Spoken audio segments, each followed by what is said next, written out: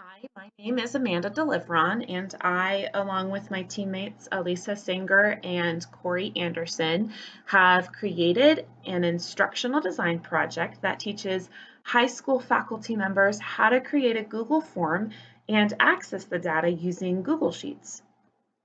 We wanted to design this as a flipped classroom blended learning module where the participants would be able to view direct instruction through the asynchronous online module and then would be able to collaborate and receive feedback with their peers and instructor during a synchronous face-to-face workshop.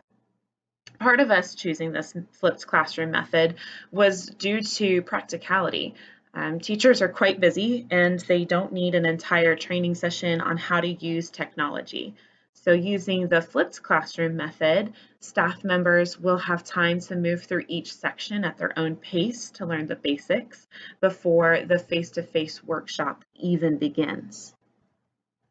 We also appreciated that the flipped classroom model, due to the amount of research we found in support of it. Millman 2012 shares that the most important benefit of the flipped classroom is the increased interactivity during face-to-face time. Kellinger 2012 shares that the flipped classroom gets participants to think about what they are learning both in and outside of the classroom environment. And Harriet and Schiller 2013 explained that students who participate in flipped learning have more time to complete independent inquiry and research. So our online module will be housed on Google Sites. Our team discussed a few different platforms, including Google Drive and Google Classroom, but ultimately, because of the usability and ease to create a Google site and the simplistic navigation of the site for participants, Google Sites is the platform that we ended up choosing. We imagine that the site link will be emailed out to participants before the face-to-face workshop. That way, each participant can view the instructional module and practice the skill of creating a Google form before they arrive to the workshop. So what you are looking at is the home page for our Google site.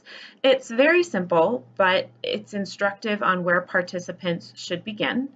So by clicking the Overview button, participants are brought to the first page of the instructional module.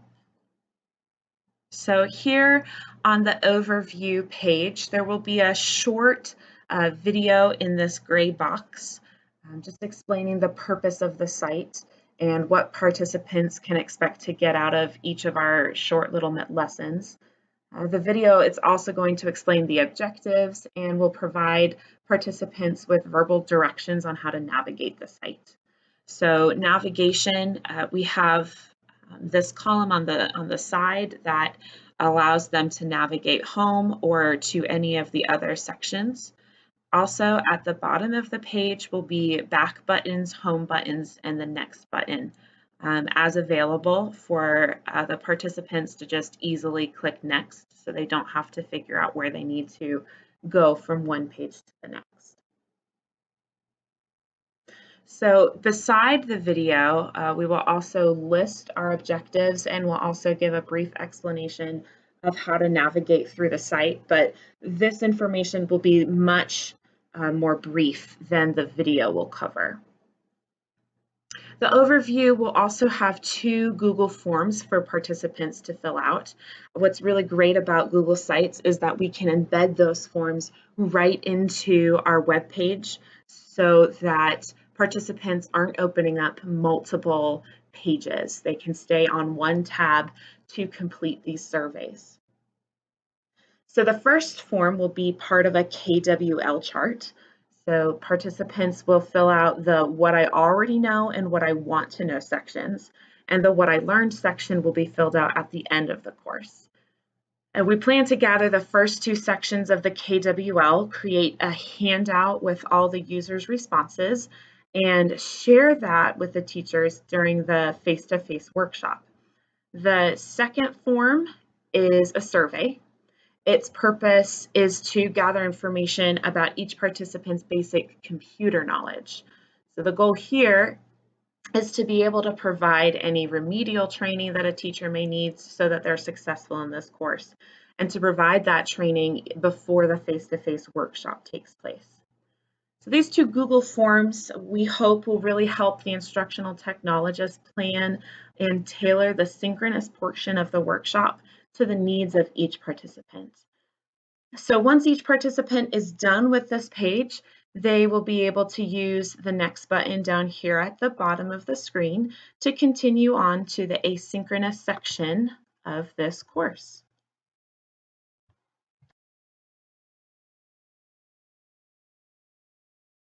Hello, this is Elisa Segner with Group 2. The software I'm using to capture this presentation is called Screencast-O-Matic. Once I've completed my video today, I will simply export the file to my desktop and then we'll upload it to a Google folder that our team is sharing. This will be done in an MP4 format. Our team member will then compile all our video segments into one video. One thing I like about Screencast-O-Matic is that I found it is fairly easy to use and it is reliable. It is free, which is a great thing. It's an online tool that allows you to easily capture your screen. You can see you're also able to highlight items on your screen, and I'll demo that right now. Okay, see that? I'm going to be demonstrating this software during my piece of the presentation as I explain the asynchronous part of our workshop. There is also an online article entitled Screencast-O-Matic, Transforming the Classroom Experience Through Video, where the authors Champagne and Gregory explain not only the importance of using video in the flipped learning environments, but giving testimony to the ease of use of Screencast-O-Matic as a tool for both students and teachers. Again, our project is to deliver a faculty workshop with the goal of each participant being able to create a Google form and access their data. I will be giving a brief overview of our asynchronous instructions for this project, and I'm using, of course, Screencast-O-Matic to do that, which we're also planning to use for some of our videos later that I'll show you in our presentation. During this part of the asynchronous work part of our plan, this is where the participants will be working on their off-campus instructional activities. To begin this process, an email will be sent out to faculty about a month or so in advance of the workshop schedule date, asking them if they wish to sign up for this particular workshop. Once they complete the form and submit their reply saying they do indeed wish to attend, a follow-up email will be automatically generated back to them. This is going to include like a welcome message, directions for getting started, and actually a link to our workshop Google site, which is how to make a Google form. Here's just kind of a rough draft of our opening homepage for our Google site. Keep in mind that this is a self-paced site where they can revisit the information at any time. It's also a great place for them to come back and practice, which allows learners to self-pace and discover things on their own.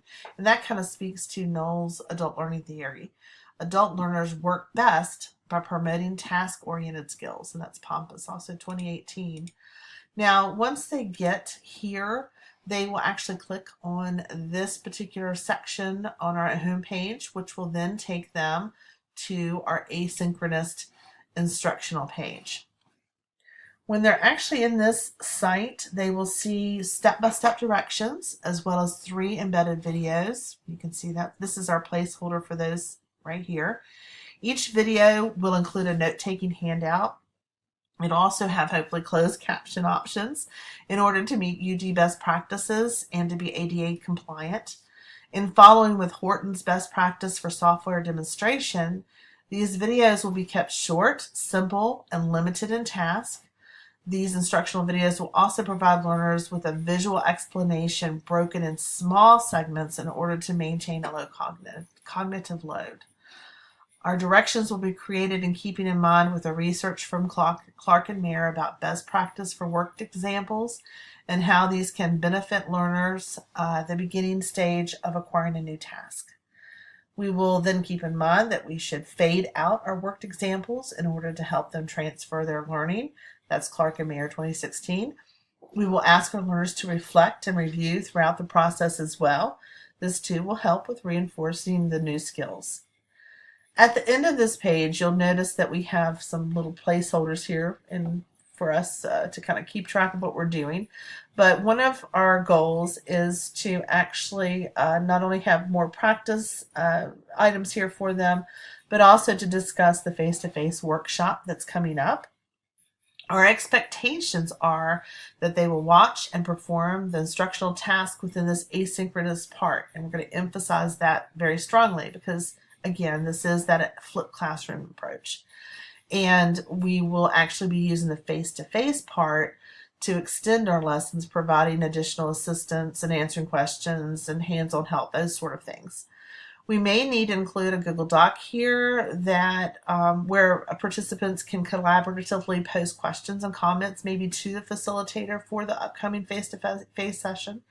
That's another idea we have.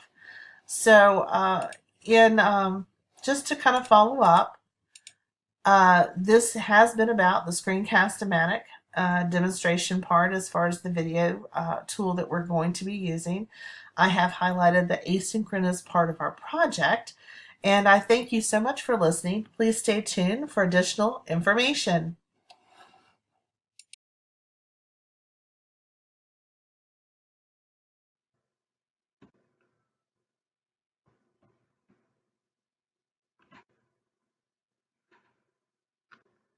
Hello, my name is Corey Anderson, and I'm the caboose of my group as we bring up the third part of our video on our ISD project. First things first, I am using the new version of Kaltura Capture to capture my screen and my voice, which is a new version outside of Capture Space, but it is a really good tool to easily capture your voice, your webcam, and your screen, or some combination thereof, in an easy to use video file format that you can then easily load into Blackboard or other LMS or other formats. So as you've learned in our overview, we have planned a high school workshop on using Google Forms and Sheets for high school teachers. Now, we came into this knowing that we needed to provide a variety of instructional tools for high school teachers because, as a former high school teacher myself, we are very busy during our day. So the ability to learn things that are new, we need to be able to provide instructions in a way that they can learn outside of the classroom and before the classroom and in the classroom environment.